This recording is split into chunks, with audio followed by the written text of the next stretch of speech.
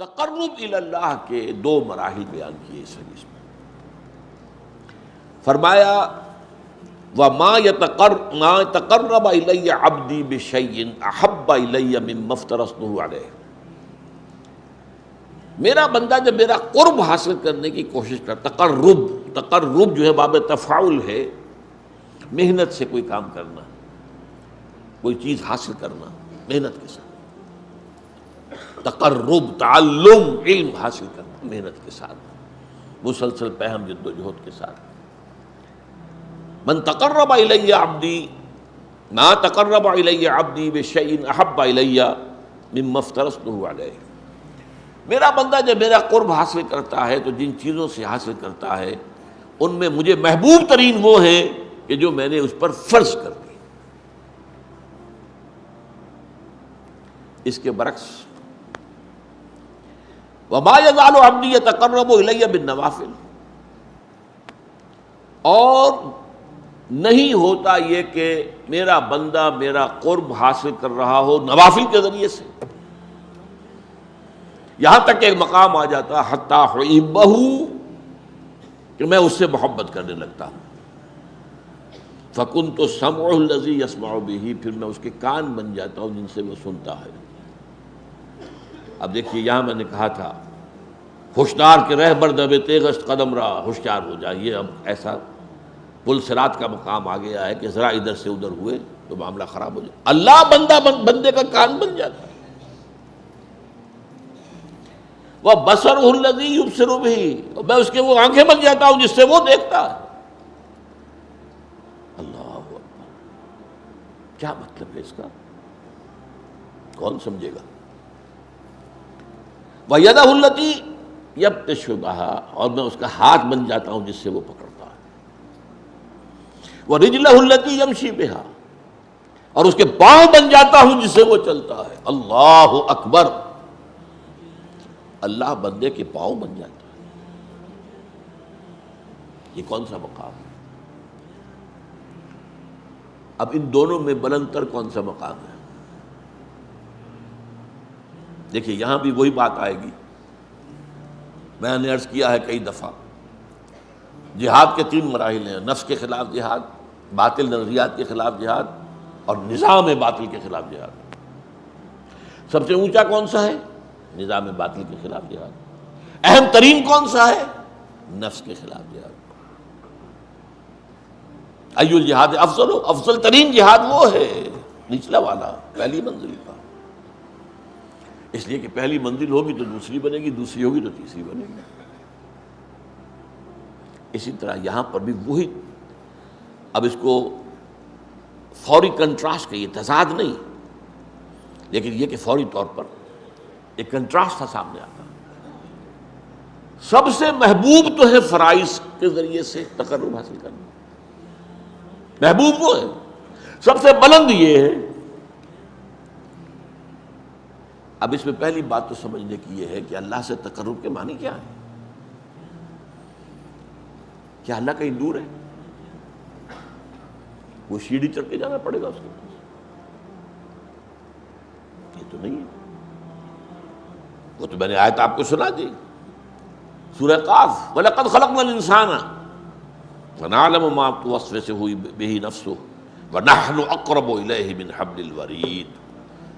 ہم نے ہی انسان کو پیدا کیا، ہمیں معلوم ہے اس کا نفس اندر سے کیا وسوسہ اندازی کرتا رہتا ہے. یہ نفس امارہ، ان النفس لامارۃ بالسوء، we know it. ہم ہی نے بنایا نا. وہ ساری خواہشات ہم نے رکھی اس نفس کے اندر، وہ سارے اینیمل انسٹنکٹس ہم ہی نے رکھے ہیں نا اس کے اندر. we know it. کیا گھڑی ساز کو پتہ نہ ہوگا گھڑی میں کون سے پردے ہیں؟ لیکن یہ کہ وَنَحْنُ أَقْرَبُ إِلَيْهِ مِنْ حَبْلِ الْوَرِيدِ، ہم اس سے قریب تر ہیں اس کی رگ جان سے بھی، سب سے بڑی جو رگ ہوتی ہے. تو اللہ تو اتنا قریب ہے، پھر تقرب کے کیا معنی؟ یہ بات غور طلب ہے. اللہ قریب ہے، ہم دور ہیں. بہت پیارے اشعار ہیں. کرا جوئی چرا در پیچ و تابی، کہ او پیداست تو زیر نقابی. کسے ڈھونڈ رہے ہو بھائی آ کر یہاں جنگل کی گپھاؤں میں اور غاروں میں اور پہاڑوں کی چوٹیوں پر؟ کسے ڈھونڈ رہے ہو؟ یہ پیچ و تاب کیا ہے تمہارے اندر؟ یہ فلسفہ اور یہ عقل اور اس کے گھوڑے دوڑا رہے ہیں ذات و صفات باری تعالیٰ کے بارے میں، یہ پیچ و تاب۔ اسی کشمکش میں گزری میری زندگی کی راتیں، کبھی سوز و ساز رومی، کبھی پیچ و تاب رازی، یہ پیچ و تاب۔ اقبال نے اس حرف پیچا پیچ کہا ہے، فلسفہ، منطق۔ کرا جوئی چرا در پیچ و تابی، کرا کہرا چرا چہرا، یہ فارسی میں اس طرح شعری ضرورت کے تحت یوں بنتے الفاظ کہ تو پیدا کہ او پیداست تو زیر نقاب، وہ تو سامنے ہے، ظاہر ہے، پردہ تو تمہاری آنکھ پہ پڑا ہوا ہے، زیر نقاب تو تم ہو۔ یہی وجہ ہے جنہیں عام طور پہ داتا بخش کیا دیا جاتا ہے، شیخ عثمان بن علی الجلابی ثم حجویری ثم لاہوری، ان کی کتاب یہ تصوف کی بالکل ابتدائی کتابوں میں سے ہے، کشف المحجوب، بالکل ابتدائی، امہات الکتب میں سے تصوف۔ نام کیا ہے؟ کشف المحجوب۔ حجاب میں ہم آئے ہوئے ہیں، وہ تو ہے، ہر جگہ ہے، وہ معکم اینما کنتم، تم جہاں بھی ہوتے ہو تمہارے ساتھ ہوتا ہے۔ اب یہ پھر بڑا خطرناک مسئلہ، اس پہ بڑی بحثیں، کیا اللہ یہاں ہے؟ وہ تو کہہ رہا جہاں بھی تم ہوتے ہو میں ہوتا ہوں۔ اب اس میں ایک تعبیر کی گئی، صفاتی طور پر ہوتا ہے کہ وہ ہماری ہر بات کو دیکھ رہا ہے، وہ کہیں دور بیٹھا ہوا، یہ ایک خاص تصور ہے جو اکثر کم سے کم جو بھی ذہن و فکر کی کوئی اونچی سطح رکھتے ہوں وہ اس کو قبول کرنے کو تیار نہیں۔ اللہ کسی جگہ پر محدود ہے؟ نہیں۔ کیسے ہمارے صاحب نہیں جانتے؟ اس میں یہ ہے اصل میں جو بچانے والا راستہ ہے۔ اللہ دیکھتا ہے، کیسے دیکھتا ہے ہم نہیں جانتے۔ کیا اس کی آنکھیں اس طرح کی ہیں؟ کیا اسے بھی دیکھنے کے لیے روشنی کی ضرورت ہوتی ہے؟ بہت سے جانور ہمیں معلوم ہے جو بغیر روشنی کے دیکھتے ہیں، اللہ کیسے دیکھتا ہم نہیں جانتے۔ وہ سنتا ہے، یہ جانتے ہیں ہم، کیسے سنتا ہم نہیں جانتے۔ وہ ہمارے ساتھ ہے، اس میں کوئی شک نہیں، کیسے ہے یہ ہم نہیں جانتے۔ اس کیسے کی کھود کرید میں جب پڑے تو وحدت الوجود نکل آیا، وحدت الشہود نکل آیا، وہ فلسفے بڑے بڑے نکل آئے، وہ عقل و خرد کی بڑی اونچی منزلوں پر جا کر آدمی کی کچھ سمجھ میں تو آ سکتے ہیں، ورنہ اسی میں کفر ہے۔ اس کا ہر چیز اللہ ہے، اس کا مطلب ہے اس میں سے وہی پھر ہماؤس نکل آیا۔ یہ سارے فلسفے انسانوں نے اسی سوچ میں تو نکالے ہیں۔ لیکن یہ کہ میں نے کہا تھا نا کہ ہوشدار کے رہبر دب تیغست قدم راہ، تو اس اعتبار سے تقرب کا مفہوم کیا ہے کہ اللہ کی طرف باطنی طور پر بڑھنا، اور بڑھنے کے لیے کہیں دور جانے کی ضرورت نہیں ہے، اپنے ہی اندر۔ وہ جو میں نے بارہا آپ کو سنایا ہے شعر عبد القادر بیدل کا، ستم است گر ہوست کشد کے بسیر سرو تھمن درا، تجھے اونچا کم نہ دمی دئی درے دل کشا بچمن درا۔ بڑے ستم کی بات ہے کہ تمہاری خواہش نفس تمہیں کہے چلو بھائی ذرا باغ میں جا کے دیکھو، سرو سمن کی سیر کرو، دیکھو کیسے اچھے اچھے پھول ہیں، کیسا سبزہ ہے۔ ارے تم خود ایک گنچے سے کم دمکتے ہوئے نہیں ہو، تم تو اللہ کی تخلیق کا کلائمیکس ہو۔ ذرا کبھی اپنے دل کے دروازے کھولو، اندر کا جو باغ ہے کبھی اس میں داخل ہو کر سیر کرو، کہ اپنے من میں ڈوب کر پا جا سراغ زندگی۔ تو وہ تو ہے، وہ کہیں دور نہیں ہے، تم جو ہے اس کی طرف متوجہ نہیں ہو۔ تمہاری ساری توجہ جو ہے دنیا کی طرف ہے،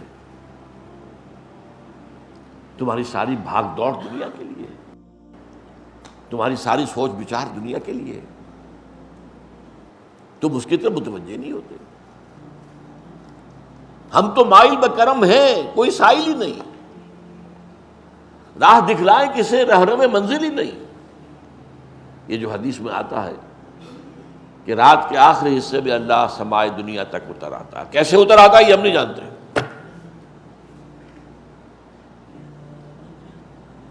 قیامت کے دن اللہ اس زمین پر نزول فرمائے گا.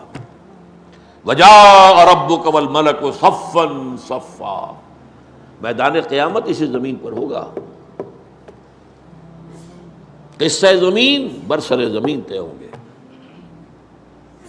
اللہ آئے گا.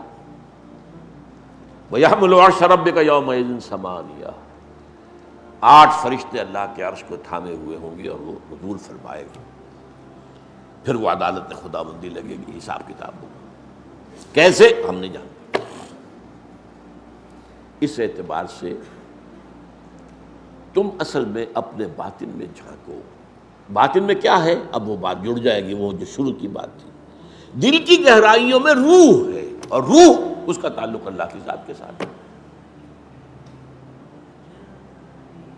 روح کی طرف توجہ نہیں تمہاری، تمہارا سارا توجہ ہے وہ جسد مادی کی طرف ہے، اس کے تقاضوں کی طرف ہے، اس کی ضروریات کی طرف ہے، اسی میں مصروف ہے. روح کی طرف متوجہ ہو کر انسان تقرب حاصل کرتا ہے کہ او پیداس تو زیر نقابی هو الاول والآخر والظاہر والباطن. سب سے ظاہر ہستی تو اسی کی ہے، ہاں سب سے مخفی بھی وہی ہے. اس کی ذات کی کنہ تک کوئی نہیں پہنچ سکتا. وہ کیسے دیکھتا ہے تم نہیں جان سکتے. اس کا ہاتھ ہے ید اللہ، لیکن اپنے ہاتھ پر قیاس نہ کر بیٹھنا. اس کی کوئی تجلی ہے جسے کہا گیا ہے کہ اس کی ران کھولی جائے گی. یوم یکشف عن ساق، اس کو کیا ہو اسی وقت پتہ چلے گا. آج ہم یہاں اس میں بحث کریں گے تو ہم گمراہی میں مبتلا ہو جائیں گے. یہ متشابہات میں سے.